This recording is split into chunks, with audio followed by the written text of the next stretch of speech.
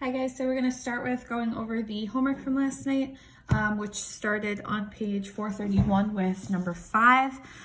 So it says that a company is creating an object from a wooden cube with an edge length of 8.5 centimeters, a right circular cone with a diameter of 8 centimeters, and an altitude of 8 centimeters will be cut out of the cube. So we have a cube, we're cutting a cone out of it. So that means I want to find the volume of the cube, find the volume of the cone, and then subtract the two, okay? So the volume of a cube is just going to be length times width times height, or side cubed, same thing, minus the volume of a cone, 1/3 pi r squared times the height. So all of the edges of a cube are 8.5, so 8.5 cubed, minus 1/3 times the radius. If they tell us that the diameter is 8, that means that the radius is 4, and then they tell us that we have an altitude of 8, so we would have choice 4.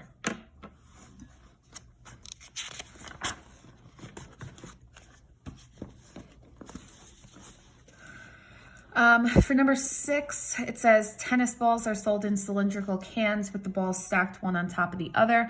A tennis ball has a diameter of 6.7 centimeters to the nearest cubic centimeter. What is the minimum volume of the can that holds a stack of 4 tennis balls? So the volume of a cylinder is pi r squared times the height.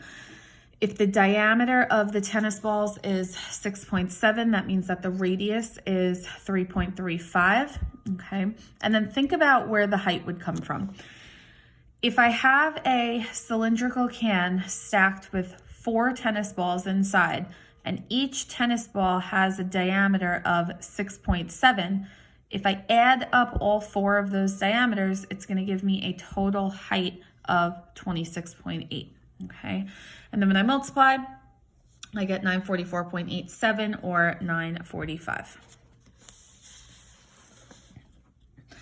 Number 7, we have a rectangular prism and we have a cylinder cut out of it. So I want to subtract the 2 volumes. So we have length times width times height minus pi r squared h. So 6 times 4 times 4. The radius here is 1. And then remember that this cylinder is really being cut out of this rectangle. So imagine the cylinder is being cut out of the length, meaning that the height of the cylinder is actually 6. When you multiply, you get 77.15 or about 77.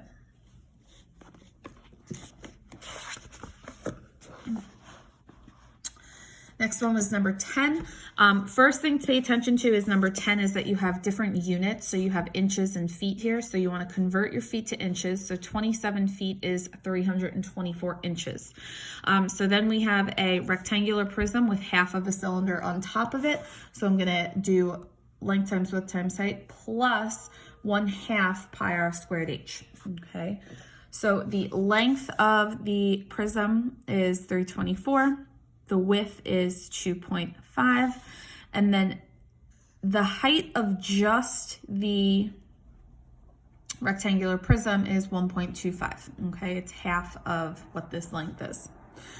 Then we have 1/2 pi. Again, we know this is 1.25 is our radius. It's half of this width here.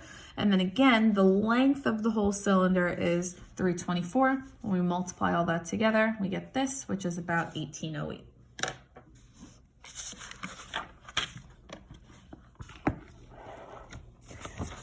Number 13, we have a half a cylinder stacked on top of a rectangular prism. So again, length times width times height plus 1/2 pi r squared h.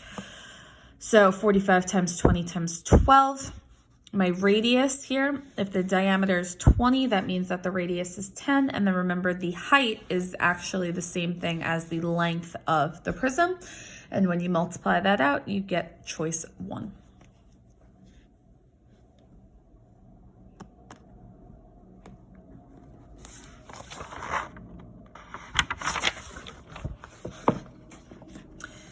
Number 16, we have a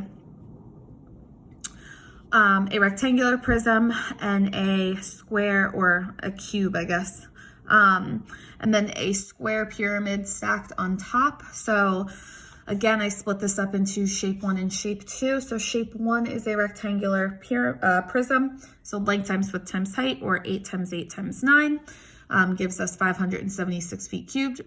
Shape 2 is a square pyramid. So 1/3 side squared times the height. Remember, this is 1/3 big B times H, but big B, our base is a square, so the area of a square is side square. If this length down here is 8, that means that the side of the square is 8 as well. And then the height of this pyramid is 3.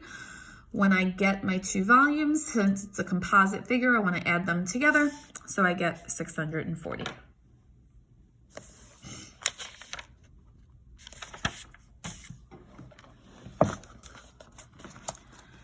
Number 23, we have a cylinder and half a sphere. So we have pi r squared h plus 1/2, 4/3 pi r cubed. So the first thing is that if this whole height is 13, but I know that anywhere essentially I were to draw a radius on this sphere would be 4. If I subtract 4, or essentially the half a sphere, I'm going to get that the height of the cylinder is just 9. Okay, so I have pi times 4 squared times 9, and then my radius here is 4. Okay, I personally just plugged this all into my calculator as is. You could do it separately if you want. Just be careful if you're doing that, and make sure you keep as many decimal places as possible if you're doing that. But you should get about 568 meters cubed. 586, sorry. I think I have number dyslexia. 586 meters cubed.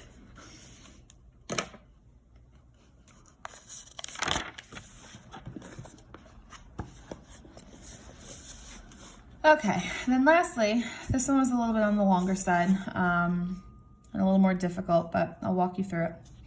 So it essentially says that Teresa and Nancy are each buying pools. Teresa's is a rectangular pool, Nancy's is a circular pool, and they want to know who paid more for their pool, is what they want to know, okay? So the first thing I need to find is the volume of each of the pools. So the volume of Teresa's pool is going to be length times width times height, because it's a rectangle. The length is 30 feet. The width is 15 feet, okay? And the height here is actually going to be 3.5. And the reason why is because it says that they're only filling their pools 6 inches from the top, okay? 6 inches from the top, 6 inches is the same thing as half a foot. So if I do 4 minus 0.5, I get that the height that we're filling is actually only 3.5 feet. When I multiply these three together, I get 1,575 feet cubed, okay? But then they tell me that 1 feet cubed of water is equivalent to 7.48 gallons. So I want to multiply the number of feet cubed that I have by 7.48. And this tells me that the pool is going to hold 11,781 gallons of water. But then they tell me that for Teresa's pool, she's paying $3.95 per 100 gallons of water, okay? And when I do 3.95 divided by 100, I get 0.0395. So what I want to do is multiply the number of gallons her pool can hold by the price that she's paying, and it turns out that she's going to pay $465.35 to fill her pool. Nancy, on the other hand, has a circular pool, so pi r squared h. It says that the diameter of the pool is 24 feet, which means that the radius is 12. And same thing, she's only filling her pool 6 inches from the top, so this applies here as well. Again, 6 inches from the top is half a foot, so 4 minus half a foot is 3.5. We get 1583.3627 feet cubed. It's still 7.48 gallons per foot cubed, so I multiply by 7.48. I get 11,843.553 gallons. But now in Nancy's case, it's $200 for 6,000 gallons of water. Okay, so 200 divided by 6,000 simplifies to be 1/30th. And then the number of gallons Nancy's pool can hold times 1/30th comes out to be 394.79. So it turns out that Teresa is paying more to fill her pool. Okay. If you have any questions, send me an email.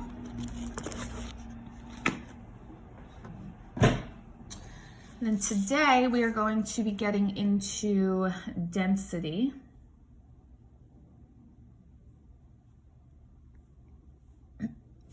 Okay, so density deals with weight and mass. Okay, so you may have heard of density in science before, and maybe some of these unit conversions and stuff will ring a bell from science. If they don't, it's okay. We're gonna go through everything anyway. So the weight or mass of a solid or of the contents of a liquid container depends on both the volume and the density of the solid or liquid. Weight can be calculated using the formula W equals V times D. So weight is equal to your volume times your density. Density is a measure of weight or mass per cubic unit. Density can be calculated using the formula D equals W divided by V. So you can find your density by doing your weight divided by your volume. The population density is found by doing the population divided by the area. You may have to find the area of the shapes when asked for population density. So population density obviously is going to deal with the number of people that you have, or a lot of times in math or in science, you'll see they do the amount of bacteria, let's say, in a particular experiment. But anytime they're talking about the population of something, you want to do the population divided by the area to find your population density. Sometimes you will need to convert along your units of measure. And we've kind of been looking out for that all year anyway, but that is important, that they're not always going to give you the units that you need. There's going to be times where they're going to give you feet and inches, or they're going to give you yards and feet, and you're going to have to convert the units of measure that you're given. So just for example, to find the weight in pounds of 5 cubic meters of water, you include the conversion fraction in your product. So you can kind of see that the way that this gets set up, your meters cubed would cancel, your kilograms would cancel, and you're left with pounds. We're going to go through all the conversions as we go through these problems. I don't expect you to remember this off the top of your head. And a lot of these conversion rates will be given to you as well. But what's important is that essentially all of your units should be able to cross cancel with one another until you're left with the unit of measure that you want. Okay. So model problem here. The long ball baseball factory needs to limit the content weight of a case of baseballs to a maximum of 10 pounds. A baseball is a sphere with a diameter of 2.9 inches and a density of 0.04 ounces per cubic inch. Determine and state the maximum number of baseballs that a case may contain. Okay. So essentially, this company is dealing with cases of baseballs.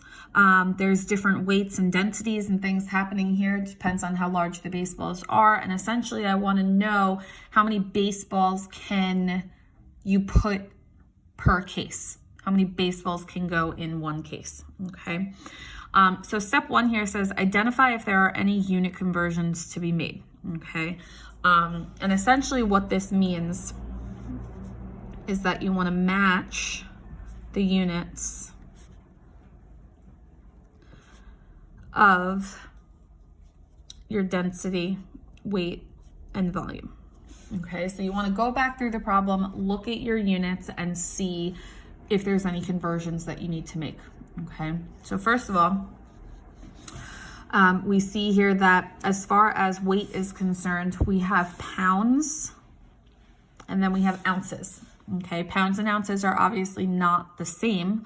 Okay, so I need to convert my pounds to ounces. Okay, If you do not know this, there are 16 ounces in a pound. Okay, so 1 pound is equal to 16 ounces. So that means that 10 times 16 means that we're actually dealing with 160 ounces. Okay, so we convert that. Okay. The next thing I see is I have inches and inches, so that's good. There's no conversion that I need to do there, okay? Once all of my conversions are made, I want to identify the shapes and the correct formula for the volume, okay? So when I'm going through and I'm reading this problem, what I can see is that we're dealing with a sphere, okay? So the formula for the volume of a sphere is 4/3 pi r cubed. Okay.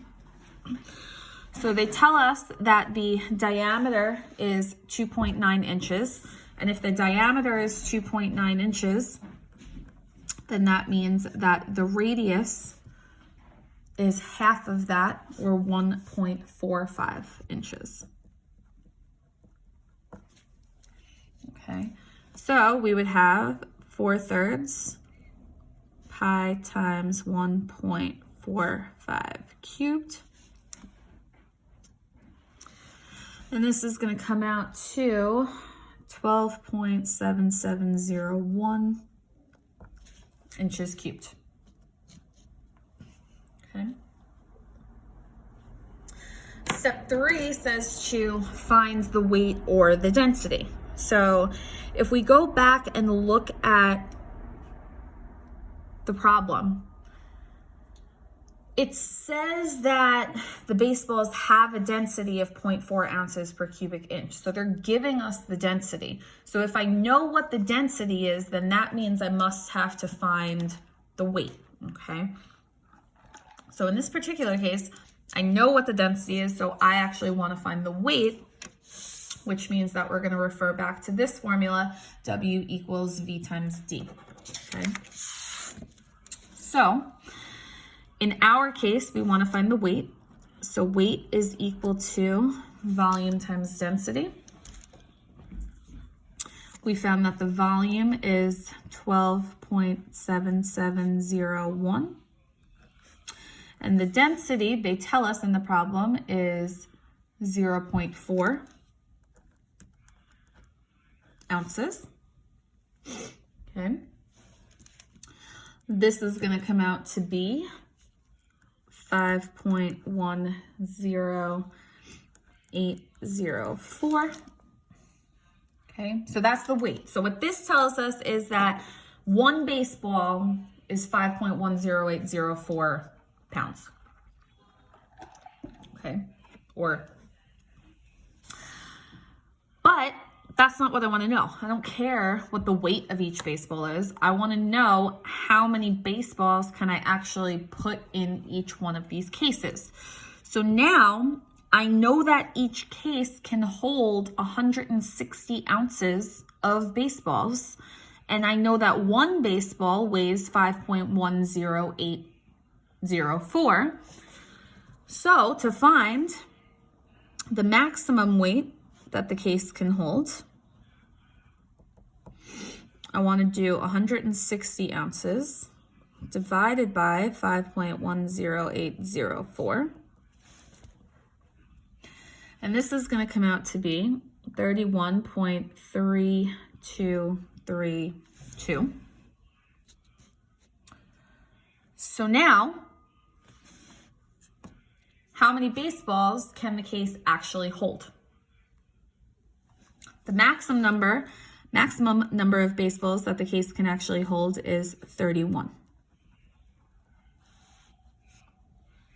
Okay. If I put 32 baseballs into the case, I would actually be exceeding the weight of the case. Okay.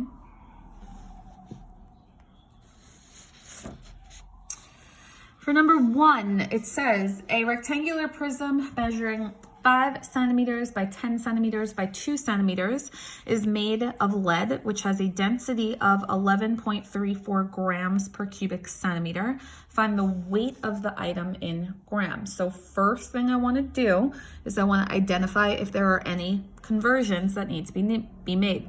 Centimeters, centimeters, centimeters, centimeters. Okay. Everything is in centimeters. So we're good with that. And then here we have grams and grams, okay? So we're good. I don't need to convert anything, okay? All of my lengths are in centimeters and my density is both in grams, okay? So if I'm trying to find the weight of the item, okay, remember that that means I'm gonna do weight equals volume times density. All they've given me is the density. They haven't given me the volume. So the first thing I need to do is find the volume. This is a rectangular prism, so our volume is length times width times height, which means that we're gonna have 10 times 5 times 2, which means that the volume is 100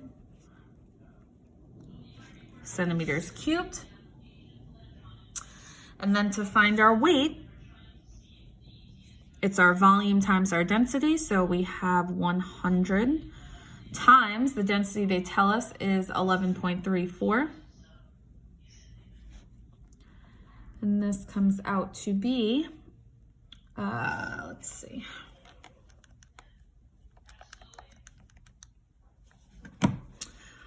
$1,134 grams.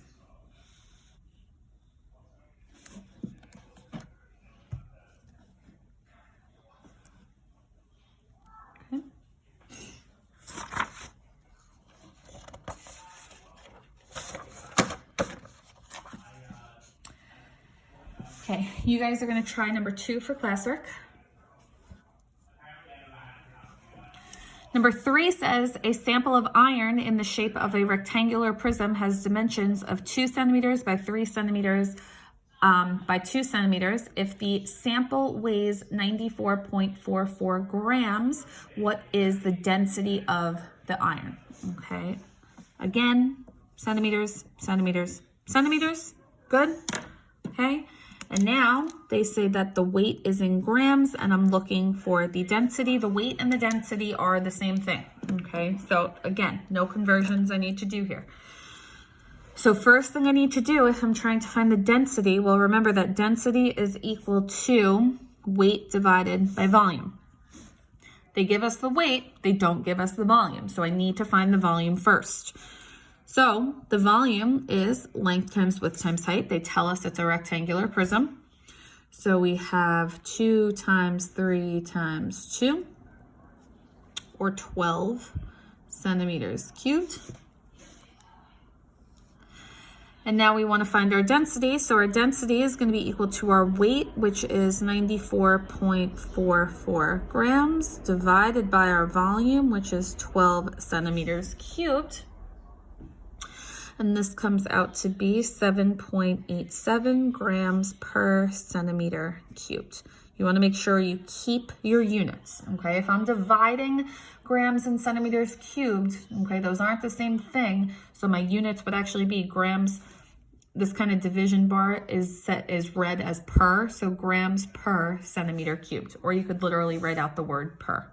So you could literally write grams per centimeters cubed as well, okay?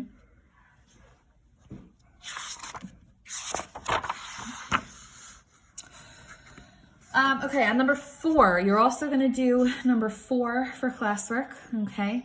What they're asking you is which of the 5 boroughs of New York has the greatest population density? Remember that the formula for population density is the population divided by the area, okay? So population divided by the area. So that means you're gonna have to do this 5 times and then see what has the largest population density, okay? You're gonna ignore number 5, so cross out number 5.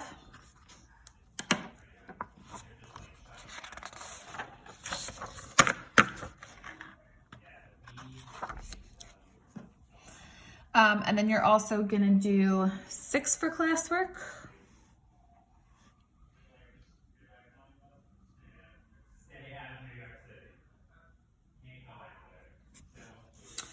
We're gonna ignore number 7.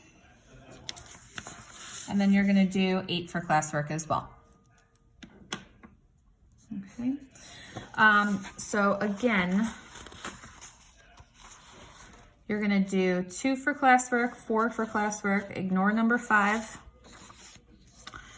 and then 6 for classwork and 8 for classwork, ignore number 7.